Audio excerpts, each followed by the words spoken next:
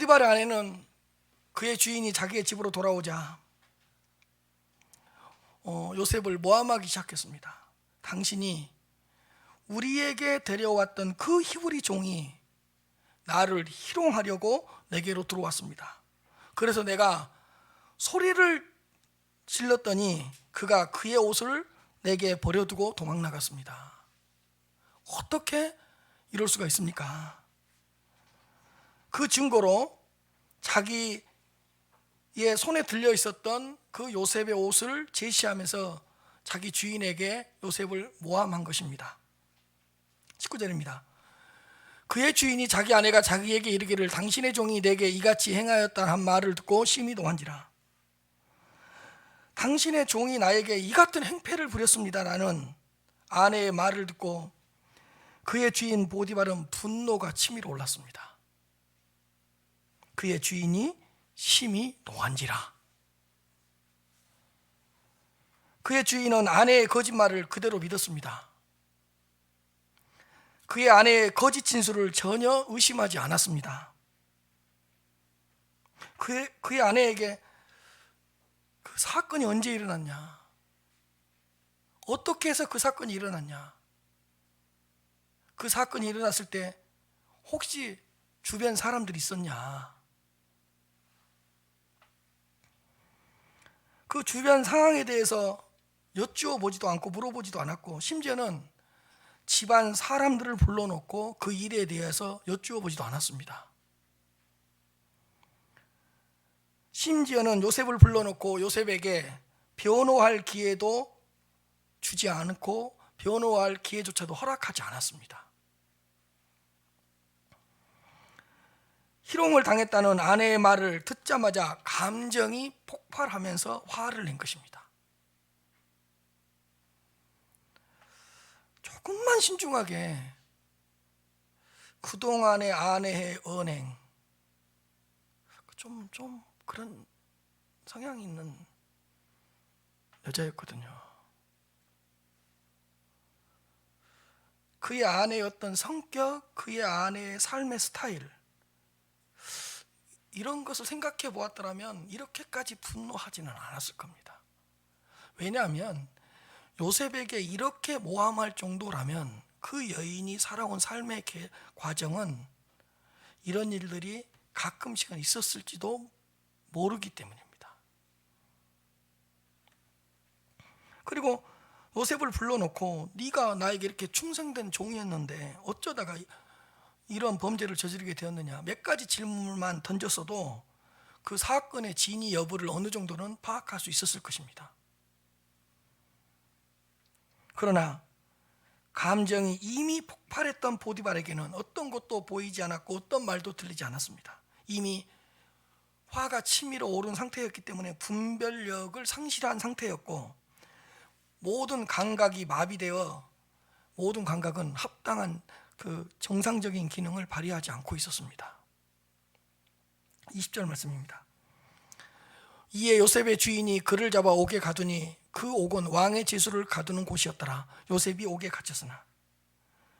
요셉의 주인은 지체 없이 요셉을 옥에 가두었는데 그 감옥은 왕의 제수를 가두는 곳이었습니다. 왕의 제수들을 가두었던 그 감옥은 다른 감옥들보다는 더 어두웠을 것이고 더 칙칙했을 것이고 환경도 더 열악했을 것이고 감시를 받아도 더 많은 감시를 받았을 것입니다. 왕의 제수를 가두는 감옥이었기 때문에. 시편에서는 감옥에서의 그 요셉의 감옥 생활을 이렇게 묘사하고 있습니다. 아주 귀중한 본문이라고 할 수 있습니다. 시편 105편 18절부터 19절입니다. 그의 발은 착고를 차고 그의 몸은 쇠사슬에 매였으니 곧 여호와의 말씀이 응할 때까지라. 그의 말씀이 그를 단련하였도다. 요셉의 발은 착고에 채워졌답니다. 그의 발은 착고를 차고, 그리고 그의 몸은 쇠사슬에 매였으니, 그의 몸이 쇠사슬에 매인 겁니다. 근데 그의 몸이라는 이 번역을 그의 영혼이라고 번역했던 번역도 있습니다. 그의 몸이 쇠사슬에 매였다, 이 말을 그의 영혼도 쇠사슬에 매이게 되었다, 이렇게 번역하는 분도 있기도 합니다. 이 말은 뭐냐? 요셉의 감옥 생활의 고통은 육체의 고통을 넘어서서 영혼의 고통까지 받았다는 것을 말씀하고 있습니다. 그의 영혼이 쇠사슬에 매였다. 그의 혼이 빠질 정도였다, 이런 뜻입니다. 우리 혼을 잃어버렸다 그러잖아요. 혼이 빠질 정도였다 그러잖아요. 그러니까 혼이 빠질 정도로 힘든 감옥 생활이었던 것 같습니다. 요셉은 거의 죽은 것 같은 고난을 받고 있는 상태였습니다.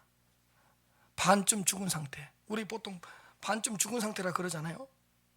감옥에서의 요셉의 상태가 거의 반쯤 죽은 상태였던 것 같습니다.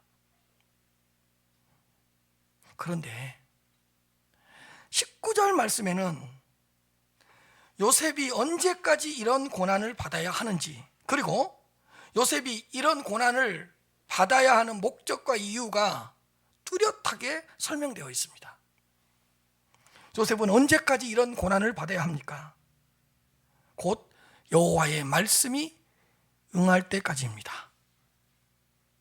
곧 여호와의 말씀이 응할 때까지라.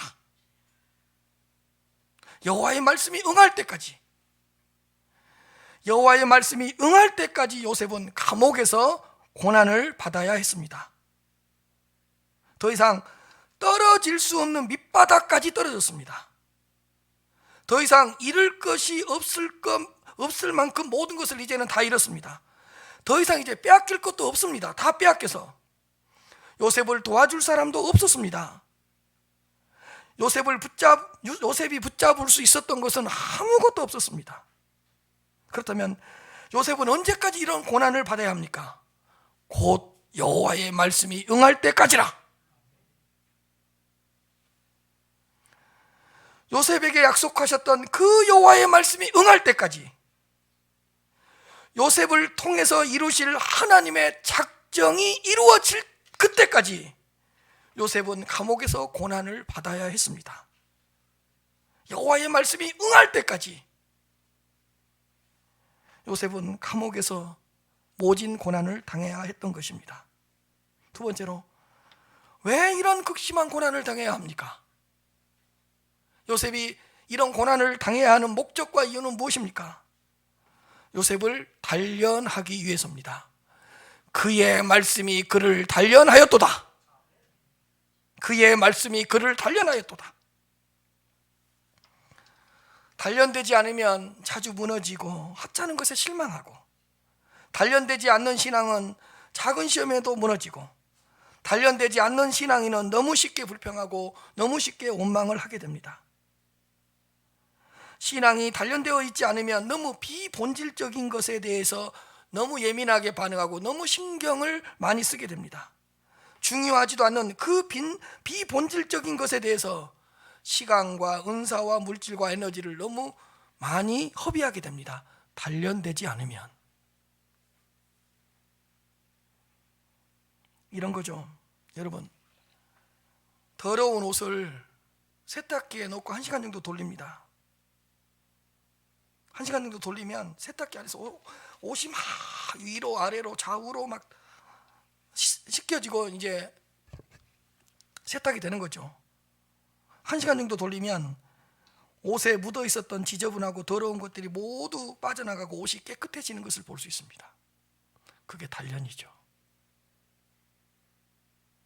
더럽고 지저분한 옷을 세탁기에 넣고 돌려버리는 겁니다.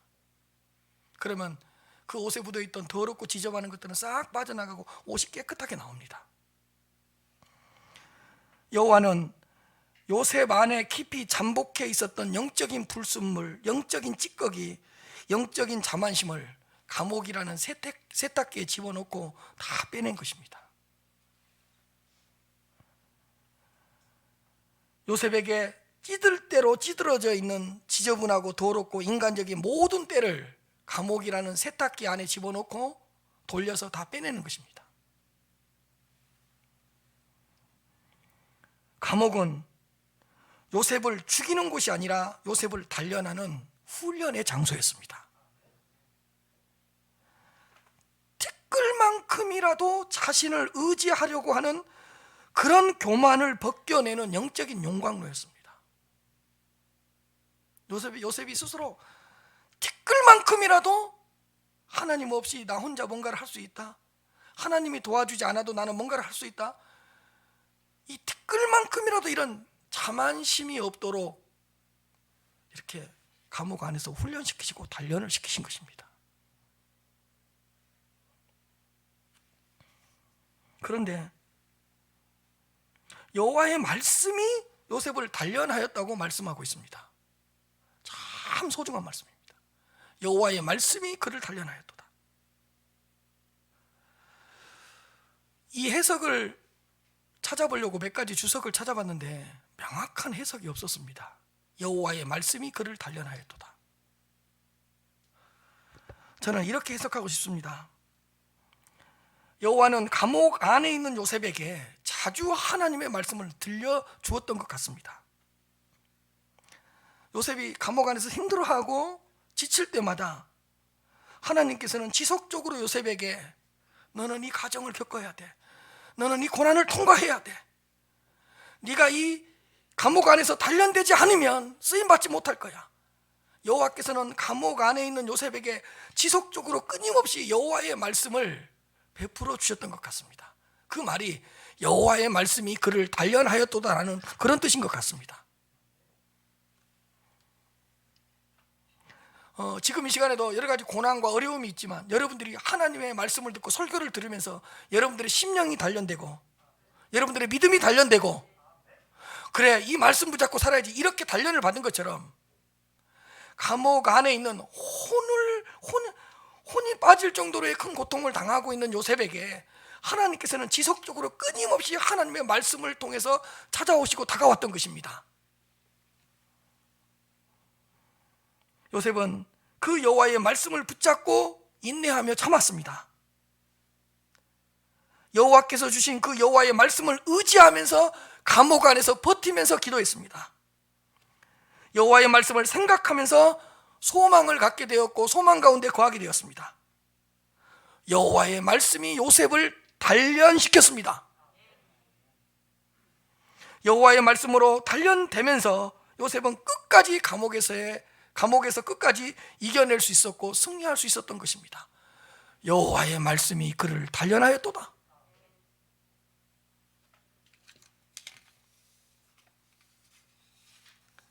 요셉은 감옥 안에서 이렇게 아름답게 단련되고 있었던 것 같습니다. 왜냐하면 감옥 안에 갇혀있는 요셉의 모습을 살펴보면 알 수가 있습니다.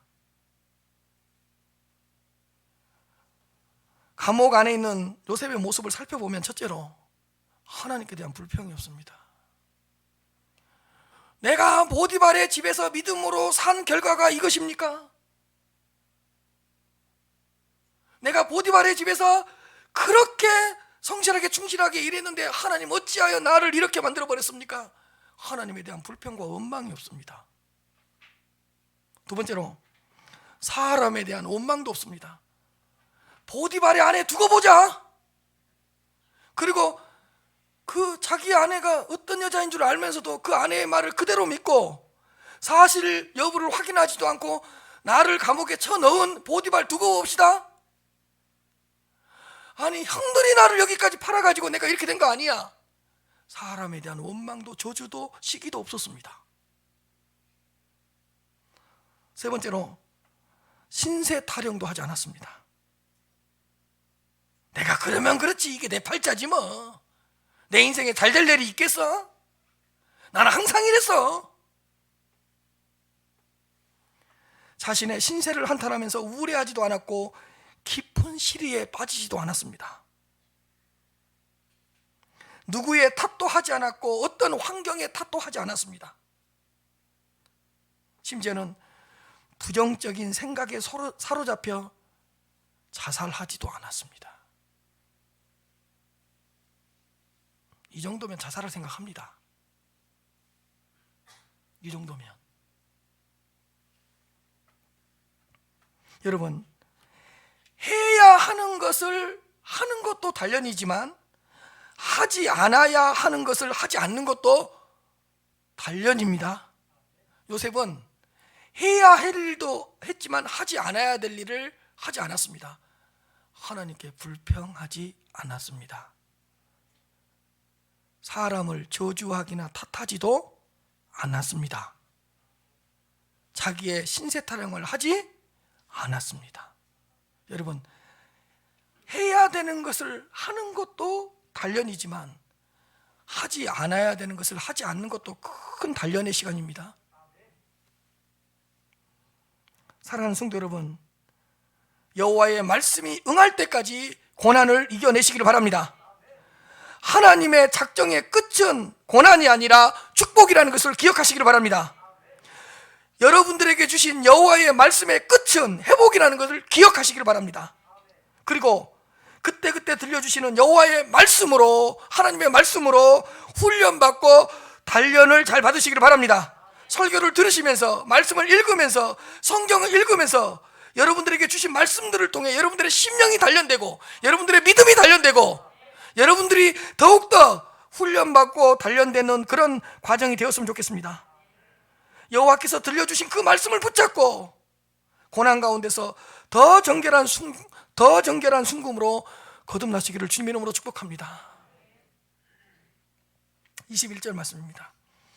여호와께서 요셉과 함께 하시고 그에게 인자를 더하사 간수장에게 은혜를 받게 하시매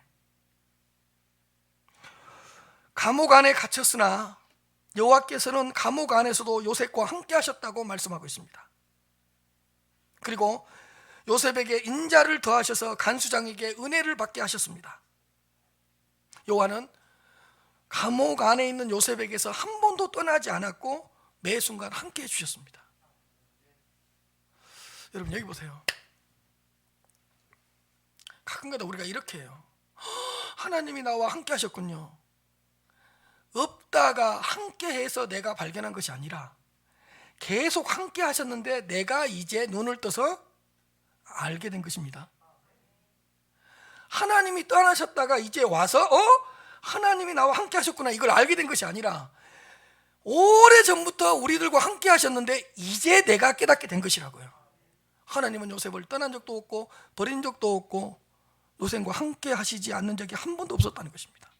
그렇다면 오늘 본문도 그냥 살펴보면 여호와께서 함께 하셨다는 뚜렷한 증거를 찾아볼 수는 없어요. 그러나 믿음은 뭐냐? 하나님께서 함께 하신다는 것을 찾아내는 것이 믿음이에요. 그렇다면 감옥 안에서 요셉과 하나님께서 함께 하셨다는 증거를 한번 찾아봅시다. 첫째로, 그의 주인 보디발이 요셉을 죽이지 않았습니다. 잘 생각해 보십시오. 보디발은 애굽왕 바로 왕의 친위 대장이었습니다. 경호실장이었습니다. 그러면 최고의 권력가입니다. 권력가의 아내를 범했다? 소리 없이 사형에 처할 수 있습니다. 그러나 보디발은 요셉을 옥에 가두기는 했지만 요셉을 죽이지는 않았습니다. 왜냐하면 보디발이 요셉을 죽이지 못하도록 여호와께서 보디발의 마음을 다 붙잡고 있었기 때문입니다. 막 분노가 치밀어 올라서 감히 내 아내를 범했다고? 요셉 죽여, 사형, 이러면 끝나는데 하나님께서 보디발의 마음을 다 붙잡고 있어서 사형까지는 시키지 못하도록 하셨던 것입니다. 그렇다면 그의 주인 보디발이 요셉을 죽이지 않았다는 것은 여호와께서 요셉과 함께 하셨다는 놀라운 증거입니다. 두 번째로, 왕의 제수를 가두는 감옥에 갇혔습니다. 요셉은 이 감옥에서 자신의 인생에 큰 영향력을 미칠 결정적인 두 사람을 만나게 됩니다. 이 두 사람과의 만남을 통해서 요셉은 결국에는 애굽왕 바로 앞에 서고 애굽왕 바로를 만날 수 있는 기회를 얻게 됩니다. 이 두 사람은 누구냐?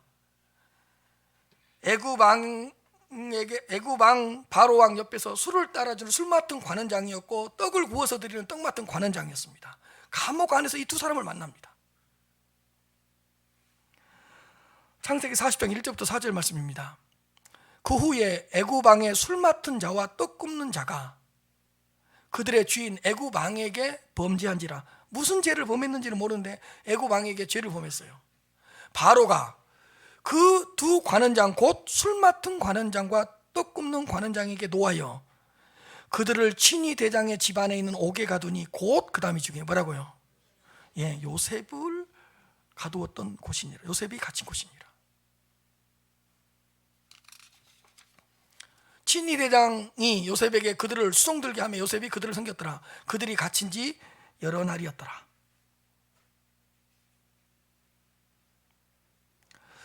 이 요셉과 함께 갇혔던 이 두 사람이 하루는 꿈을 꿉니다.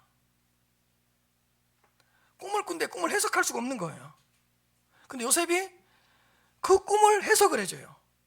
그래서 그 이 두 사람의 꿈을 해석해 주는 것이 계기가 되어서 다음에 애굽 왕이 꿈을 꿔서 해석을 하지 못했을 때 요셉을 불러서 그 애굽 왕의 바로의 꿈을 해석하게 해줍니다. 그래서 이 두 사람의 만남을 통해서 결국에는 애굽 왕 바로의 꿈을 해석하는 자리까지 나아가게 됩니다.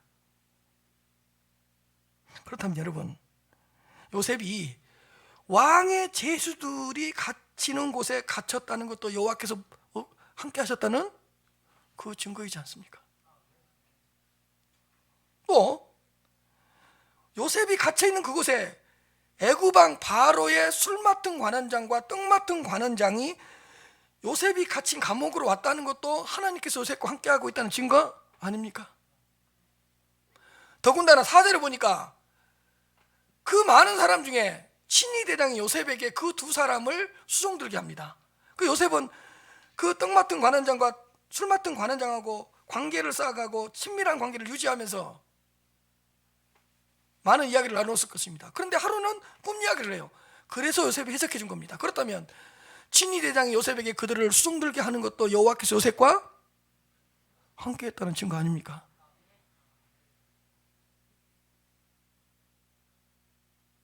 그리고 그 두 사람을 섬기면서 그들의 꿈 이야기를 듣게 된 것도 하나님께서 요셉과 함께 했다는 증거 아닙니까? 꿈을 인간이 마음대로 할 수 있나요? 하나님께서 그 두 사람에게 꿈을 꾸게 해서 그 꿈을 요셉으로 하여금 해석하겠습니다. 하나님께서 요셉과 함께하고 있다는 확실한 증거입니다. 세 번째로, 요셉에게 인자를 더하셔서 간수장에게 은혜를 받게 하셨습니다. 여호와께서 요셉에게 인자를 더해 주셨다고 기록하고 있습니다. 인자를 더해 주셨다는 것은 요셉을 불쌍히 여겨 주셨다는 것입니다. 요셉에게 긍휼을 베풀어 주셨다는 것입니다. 요셉에게 다른 때보다는 더 큰 풍성한 사랑을 부어 주셨다는 뜻입니다. 여호와께서는 요셉에게 긍휼을 베푸셔서 간수장에게 은혜를 받게 하셨습니다. 그 언제부턴가 간수장의 눈에 요셉이 들어오기 시작했어요. 이 간수장은 그 감옥의 죄수들을 관리하는 총책임자였는데 언제부턴가 그 히브리 청년 그 요셉이 눈에 들어오기 시작하고 눈에 띄기 시작하는 거예요. 이상하다. 저놈이 왜 이렇게 내 눈에 띄지? 언제부터죠? 여호와께서 요셉에게 인자를 베푸실 때부터. 그래서 가만히 보니까 요셉의 말 한마디 한마디가 달라요. 그리고 행동 하나하나가 달라요. 그래서 어딘가 모르게 간수장이 요셉의 말과 요셉의 행동 때문에 큰 감동을 받고 있었어요. 그러다가 그래, 요셉이 어떤 놈인지 한번 두고 보자, 살펴보자. 유심히 살펴봤는데 너무 진실하고 너무 성실하고 너무 자기에게 맡겨진 일을 잘 감당하는 거예요. 그래서 간수장은 요셉을 볼 때마다 큰 감동을 받았습니다.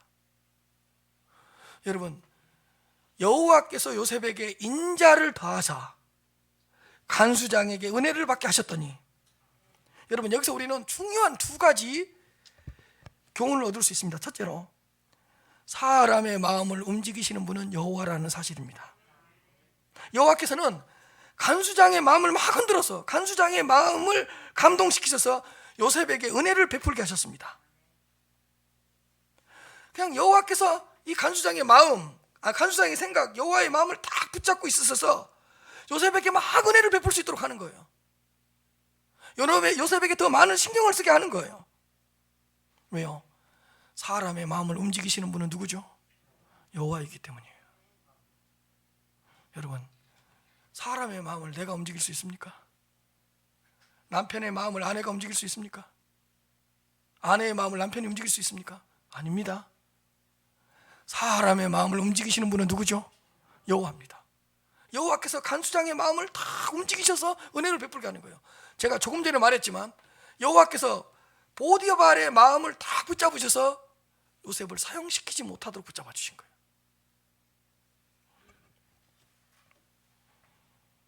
사람의 마음을 움직이시는 분은 여호와라는 사실을 꼭 기억하시기를 바랍니다. 두 번째로, 여호와께서 인자를 더하실 때 사람으로부터 은혜를 받을 수 있습니다. 왜냐? 여호와께서 요셉에게 인자를 더하사 간수장에게 은혜를 받게 하셨더니 순서가 중요합니다. 여호와께서 요셉을 불쌍히 여겨 주셨기 때문에 간수장에게서 은혜를 받을 수가 있었던 것입니다. 여러분, 간수장에게 은혜를 받은 것이 먼저가 아니라 여호와께서 요셉에게 인자를 더하시는 것이 먼저였습니다. 여호와께서 요셉에게 인자를 더하시고 긍휼을 베풀어 주시고 은혜를 베풀어 주시니까 그때부터 간수장에게서 은혜를 받게 되었다는 사실입니다. 여러분, 모든 것의 시작은 여호와의 인자하심입니다. 그러므로 우리는 항상 먼저 여호와의 인자하심을 먼저 구해야 됩니다. 여러분, 여호와께서 요셉에게 인자를 베풀어 주실 때부터 간수장이 요셉에게 은혜를 베풀었다니까요. 뭐가 먼저예요? 뭐가 먼저예요? 여호와께서 인자를 베푸시는 것이 먼저예요. 그러므로 여러분, 항상 여호와의 인자하심을 먼저 구하시기를 바랍니다. 여호와여, 나에게 인자를 베풀어 주시옵소서. 여호와여, 나를 불쌍히 여겨 주시옵소서. 여호와여, 긍휼을 베풀어 주시옵소서. 여호와께서 나에게 긍휼을 베풀어 주실 때부터 다른 사람들이 나에게 은혜를 베푸시는 것입니다. 여호와께서 나를 불쌍히 여겨 주실 때부터 다른 사람들이 나한테 은혜도 주고 다른 사람의 도움에 손길이 오는 것입니다. 순서를 보십시오. 여호와께서 요셉을 불쌍히 여기시자 그때부터 옆에 있던 간수장이 은혜를 베풀어 주더라. 근데 우리는 순서를 바꾸려고 그래요. 사람들한테 먼저 은혜를 받으려고 그러고 사람들로부터 먼저 도움의 손길을 먼저 받으려고 그래요. 아니라니까요. 여호와가 나를 불쌍히 여겨주시면 그때부터 간수장이 나한테 은혜를 베풀어 주시는 거예요. 여호와께서 나를 긍휼히 여겨주실 때부터 다른 사람들이 나한테 은혜를 베풀어 주시는 거예요. 그래서 여러분, 여호와께서 우리를 불쌍히 여기시기만 하면 모든 것은 끝납니다. 여호와께서 우리를 불쌍히 여기시면 그때부터 주변에서 놀라운 역사가 일어나는 것입니다. 그러므로 항상 여호와의 인자하심을 먼저 구하시기를 바랍니다. 여러분, 이거죠. 우리가 어느 정도 기도해야 되죠? 여호와께서 불쌍히 여기실 때까지. 저놈 저 기도하다가 죽겠어. 여호와께서 불쌍히 여기실 정도로 기도하세요. 여러분, 우리 어느 정도 신앙생활을 하면 역사가 일어날까요? 여호와께서 불쌍히 보실 정도로, 이놈 이렇게 신앙생활하다 죽겠어. 여러분, 우리 어느 정도 순종해야 되죠? 여호와께서 불쌍히 여기실 정도. 저놈 저렇게 하나님의 말씀을 지키려고 노력하냐? 저놈 저 말씀 지키다가 쓰러지겠어. 이 정도로 지키면 하나님은 내 주변에 있는 모든 사람들을 움직이실 것입니다. 여호와께서 요셉을 불쌍히 여기시사 간수장이 요셉에게 은혜를 베풀기 시작하더라. 순서를 바꾸지 마세요. 여호와의 긍휼을 먼저 구하십시오. 여호와의 그 불쌍히 여기심을 먼저 구하십시오. 그러니까 막 이렇게 기도하라고. 하나님, 저 죽을 것 같습니다. 이렇게 기도하라고.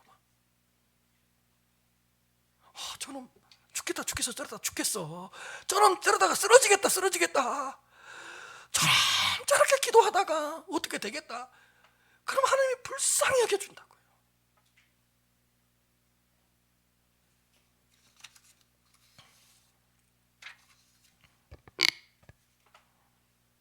요셉에게 인자를 더하셨던 것은 여호와께서 요셉과 함께 하셨다는 증거입니다. 여호와께서 함께 하셨기 때문에 요셉에게 인자를 더해 주신 것이고, 여호와께서 함께 하셨기 때문에 간수장의 은혜를 받게 하신 것입니다. 그래서 저도 불쌍히 여기실 때까지 이렇게 목회하려고, 참 목회자 저러다 죽겠어. 그러면 하나님의 역사는 일어나는 거예요. 그러면 참 목회자 저렇게 설교하다 죽겠어. 저는 사람 잡아. 저렇게 설교하다가 저 목회자 죽겠다. 이 정도로 설교해야 돼. 그러면 주변에서 놀라운 역사가 일어나는 거예요.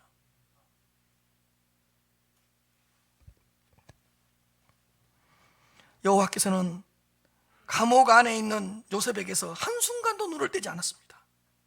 처음부터 끝까지 요셉의 모든 삶을 감찰하고 계셨습니다. 여호와께서는 이렇게 요셉과 함께 하셨다는 것을 기억하시기를 바랍니다. 사랑하는 성도 여러분, 여호와께서는 모든 순간, 모든 시간 동안 성도님들과 함께 하신다는 것을 다시 한번 기억하시기를 바랍니다. 내가 무엇을 하느냐, 내가 어디에 있느냐보다 중요한 것은 여호와께서 우리와 함께 하신다는 사실입니다. 예수님은 우리의 임마누엘이셨습니다. 예수님은 우리와 함께 하시는 하나님이셨습니다. 그리고 우리와 영원히 함께 하기 위해서 다른 보혜사 성령을 보내주셨습니다. 여러분, 우리와 영원히 함께 하기 위해서 보혜사 성령을 보내주셨다고. 하나님께서 지금 우리와 함께 하시는 방법은 성령입니다. 따라합시다. 하나님께서 지금 우리와 함께 하시는 방법은 성령이다. 예. 하나님은 성령을 통해서 우리 안에 들어오세요. 하나님은 성령을 통해서 우리와 함께 계세요. 그래서 성령은 우리 안에 계시고 우리와 함께 계십니다. 하나님은 우리 안에 계시고 우리와 함께 계십니다. 예수님은 내 안에 거하시고 나와 함께 동행하십니다. 함께 하시되 영원토록 함께 하신다는 사실을 믿으시기를 바랍니다.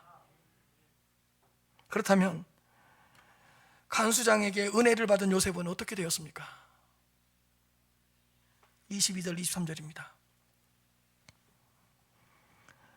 간수장이 옥중 제수를 다 요셉의 손에 맡김으로 그 재반 사물을 요셉이 처리하고, 간수장은 그의 손에 맡긴 것을 무엇이든지 살펴보지 아니하였으니 이는 여호와께서 요셉과 함께 하심이라. 여호와께서 그를 범사에 형통하게 하셨더라. 간수장은 옥중에 있는 모든 제수를 다 요셉의 손에 맡겼습니다. 그리고 모든 재반 사물을 요셉으로 하여금 처리하게 했습니다. 그리고 요셉의 손에 맡긴 것은 그 어떤 것도 다시 살펴보지 않았답니다. 왜? 살펴볼 필요가 없이 잘 감당했으니까.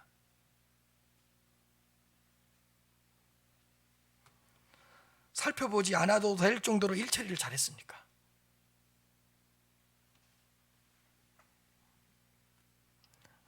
지지난주에 설교했지만 은혜를 입은 자는 더 많이 섬긴다는 것을 다시 한번 깨달을 수 있습니다.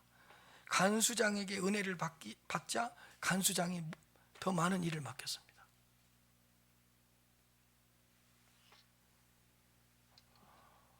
여러분 명심하십시오. 내가 하나님의 은혜를 받았다는 것을 뭘로 증명하겠습니까?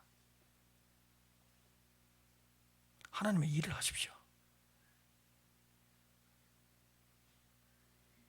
보디발에게 요셉이 은혜를 받았죠. 그래서 보디발이 요셉에게 많은 일을 줬죠. 간수장에게 은혜를 받았죠. 간수장이 감옥 안에 있는 모든 사람과 모든 일을 처리하게 했죠. 은혜를 받았으니까. 우리는 하나님께로부터 은혜를 받은 것만큼 하나님을 섬길 수가 있습니다. 여러분, 하나님의 일을 하십시오.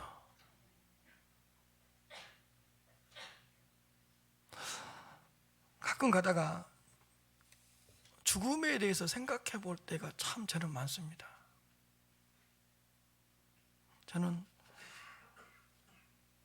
일주일에 한두 번 정도는 죽음에 대해서 좀 생각하고 있는 것 같습니다. 왜?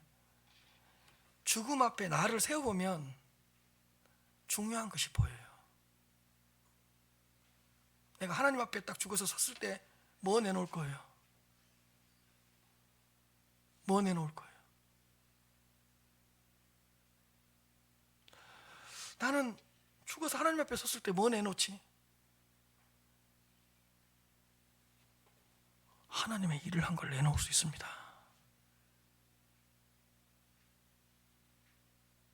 하나님 앞에 내놓을 수 있는 게 본질적인 거예요. 80년 인생을 살았는데 하나님 앞에 내놓을 게 없다? 이건 아니잖아요. 여러분, 하나님의 일을 많이 하는 것이 축복입니다. 아니, 여러분들의 직장 생활을 하나님의 일이라고 생각하고 일하십시오. 정말 은혜를 입은 자의 특징은 뭐냐? 섬기는 것 같아요.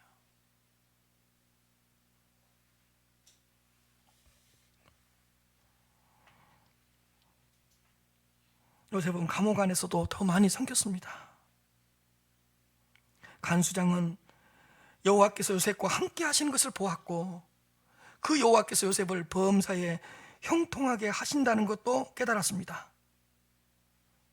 감옥 안에서도 요셉과 함께 하셨던 우리의 하나님을 찬양합니다. 감옥 안에서도 요셉을 범사에 형통하게 하셨던 하나님이 우리의 하나님이라는 것을 다시 한번 고백합니다. 그렇다면 여호와께서 요셉과 함께 하셨다는 또 하나의 증거가 뭐냐? 간수장은 요셉에게 모든 제수, 모든 일을 맡겼다는 것도 여호와께서 요셉과 함께 하셨다는 증거 중에 하나입니다. 여러분, 다시 말씀드립니다. 신앙은 하나님께서 나와 함께 하고 있다는 걸 찾아내는 것이다.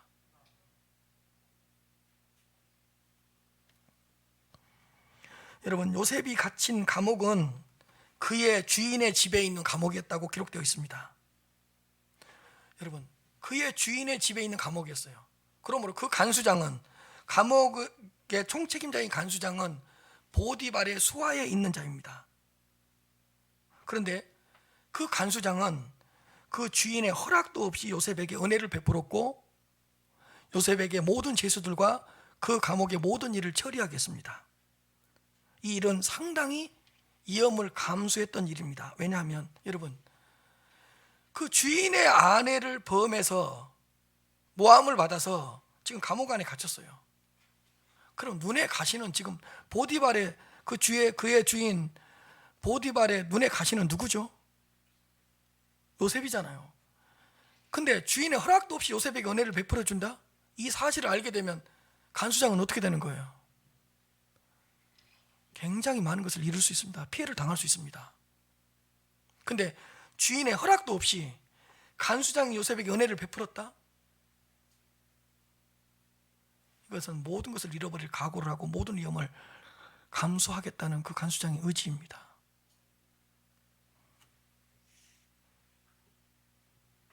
그러나 여호와께서 요셉과 함께 하지 않았더라면 어떻게 간수장이 요셉에게 은혜를 베풀었겠습니까?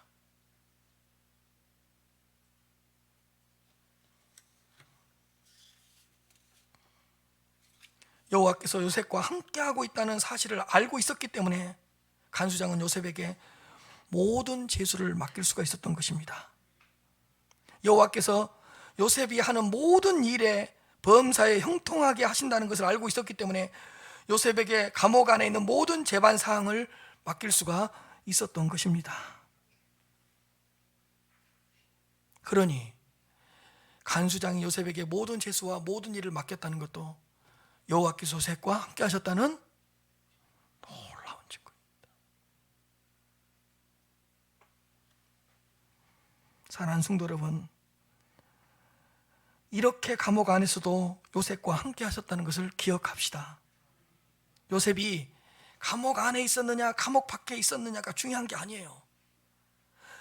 요셉이 감옥 밖에 있을 때도 하나님은 함께 해주셨고 감옥 안에 있을 때도 여호와께서 요셉과 함께 하셨다는 사실을 기억하시기를 바랍니다. 요셉이 어디에서 무엇을 하든지 여호와께서는 요셉과 함께 하셨다는 것을 또 한 번 기억하시기를 바랍니다. 사랑하는 성도 여러분, 그 요셉의 하나님이 우리의 하나님이라는 것을 믿으시기 바랍니다. 요셉과 함께 하셨던 하나님이 지금 이 시간 오늘 또 우리와 함께 하신다는 사실을 믿으시기를 바랍니다. 요셉을 형통하게 하셨던 그 하나님께서 모든 것을 합력하여 선을 이루시고 우리들도 또한 형통하게 하신다는 사실도 믿으시기 바랍니다. 이번 한 주간도 살아가시면서 여호와께서 우리 성도님들과 함께 하신다는 증거를 찾아가면서 살아가십시오. 가만히 보십시오. 감옥 안에서 얼뜻 보면 함께 하시지 않는 것 같잖아요. 근데 가만히 감옥 안을 들여다보면 요셉이 감옥 밖에 있을 때보다 감옥 안에 있을 때 얼마나 더 깊이 개입하시고 얼마나 더 가까이 와주시고 얼마나 더 많이 함께 해주셨는가를 느낄 수가 있는 것입니다. 고난 가운데서도 함께 하시고 무엇보다 단련시키면서 함께 하신다는 사실을 믿으십시다. 하나님은 우리를 가만히 내버려 두시면서 함께 하신 것이 아니라 우리를 단련시키면서 함께 하시고 훈련시키면서 함께 하시고 아름답게 빚어가면서 때로는 혹독한 고난이라는 세탁기 안에 집어넣으셔서 우리를 정결하게 하시고 우리를 단련시키면서 우리와 함께 하신다는 사실을 기억하시면서 또 한 주간 승리하시기를 바랍니다.